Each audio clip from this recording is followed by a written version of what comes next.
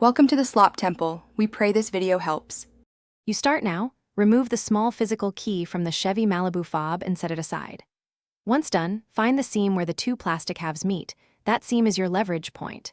Use a thin flat tool, plastic pick or small flathead, insert at the slot and twist gently. You want a controlled pry, not force. This prevents snap tabs. Make sure to keep the key fob shells aligned so you can reassemble correctly and place both halves on your clean surface. Once open, inspect the battery orientation and the small metal retention clip so you know how the new CR 2032 must sit. Carefully lift the old cell out with a plastic pick or your fingernail. Do not touch the circuit board with metal tools to avoid shorts. Now place the new battery in the same orientation, pressing until the clip clicks or holds it snug.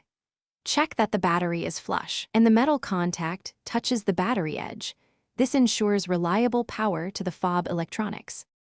With the new cell seated, align the two plastic halves and press them together until you hear the tabs snap. Make sure the physical key slot lines up. Next, test the fob by standing about 5 to 10 feet from the car and pressing lock, unlock, and panic. Verify each response. If a button fails, reopen and reseat the battery, then clean the metal contacts with a cotton swab and a drop of isopropyl. This recovers poor connections. If still dead, confirm back.